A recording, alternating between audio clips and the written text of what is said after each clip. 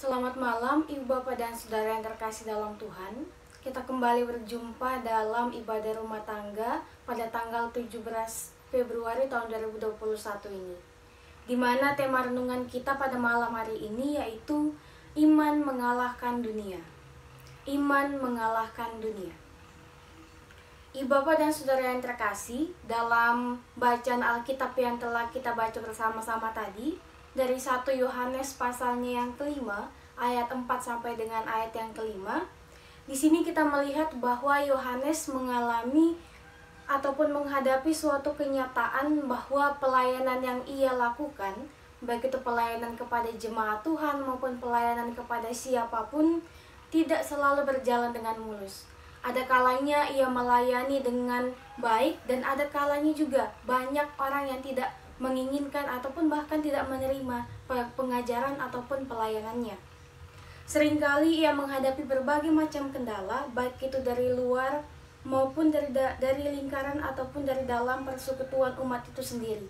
Jadi bukan hanya kepada jemaat saja yang dapat membuat kendala-kendala itu, tetapi dari masyarakat pun dapat menimbulkan berbagai kendala dalam pelayanan Rasul Yohanes. Nah, dalam ayatnya yang keempat di sini kita melihat bahwa Rasul Yohanes melihat dan fokus kepada subjek-subjek seperti semua orang, Allah, dunia, dan juga iman kita.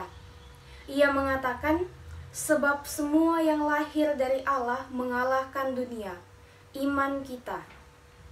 Dengan ungkapan ini, Yohanes mau menegaskan bahwa semua yang lahir dari Allah, artinya mereka yang dipilih untuk dilahirkan dengan kuasa Allah, disebut sebagai anak-anak Allah, mereka memiliki kuasa untuk mengalahkan dunia.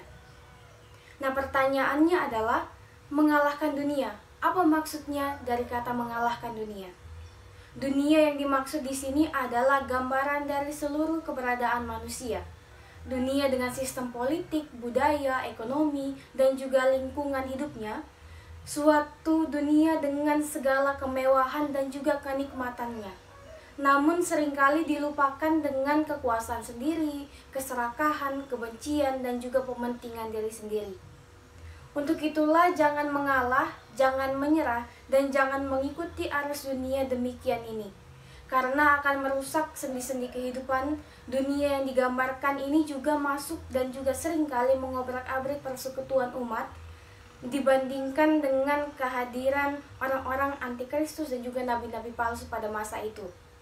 Nah, Yohanes di sini malah menyaksikan bagi orang-orang yang dilahirkan Allah menjadi anak-anaknya harus berani bertindak mengalahkan dunia dengan segala pengaruhnya. Tetapi ingat bahwa ada syarat untuk mengalahkan dunia ini, yaitu dengan perlengkapan iman. Nah, perlengkapan iman yang dimaksud adalah ketika saudara-saudari dan juga saya telah membekali diri dengan banyak membaca firman Tuhan, dengan banyak merenungkan firman Tuhan, bahkan dengan doa-doa kita kepada Tuhan, itu telah menunjukkan bahwa kita memiliki iman kepada Tuhan. Tetapi apakah hanya dengan membaca Alkitab, hanya dengan mendengarkan renungan, ataupun dengan berdoa kita dikatakan sebagai orang yang memiliki iman? Tentunya tidak. Orang yang dikatakan memiliki iman adalah ketika ia pun melakukan apa yang ia doakan, ketika ia pun melakukan apa yang diperintah Tuhan dalam bacaan Alkitab yang telah ia baca. Sebab firman Tuhan mengatakan bahwa iman tanpa perbuatan hakikatnya adalah mati. Jadi sama saja ketika kita beriman hanya dari perkataan saja, tetapi tingkah laku kita tidak memancarkan bahwa kita adalah anak-anak yang beriman kepada Tuhan. Untuk itu, Ibu Bapak dan Saudara yang terkasih dalam Tuhan, apakah makna nas ini bagi kita yang hidup dewasa ini? Yang pertama adalah sepanjang jalan hidup kita, baik di masa lampau, di masa kini, dan juga di masa depan, pengaruh dosa dan dengan segala akibatnya mampu merusak berbagai segi dari kehidupan kita. Baik itu kehidupan keluarga, kehidupan pribadi, persekutuan, dan lain-lain sebagainya. Jikalau kita hidup tanpa iman, maka tentunya dapat matilah persekutuan yang kita bangun dengan penuh kesungguhan kepada Tuhan tersebut. Kemudian yang kedua adalah jangan mengabaikan tantangan yang dapat menghambat pelayanan kita. Tetapi sebaliknya tetap berusaha memantapkan iman kepada Allah dan juga kepada Yesus dan dengan segala kuasa Roh Kudus yang dapat melingkupi dan juga memperlengkapi kita. Maksudnya adalah ketika ibu bapak dan saudara mungkin saja mengalami pergumulan hidup dalam kehidupan keluarga, dalam kehidupan pribadi, baik itu ketika kita menghadapi berbagai gejolak seperti banyaknya tantangan hidup, mungkin susah dalam pekerjaan, sulit mencari pekerjaan, ataupun bahkan ketika masa pandemi ini kita sulit untuk mendapatkan berbagai macam yang kita inginkan. Keadaan ekonomi kita mungkin saja menurun, ataupun keadaan kesehatan kita juga menurun. Tetapi melalui firman Tuhan malam hari ini kita diingatkan bahwa dengan iman kita dapat mengalahkan dunia.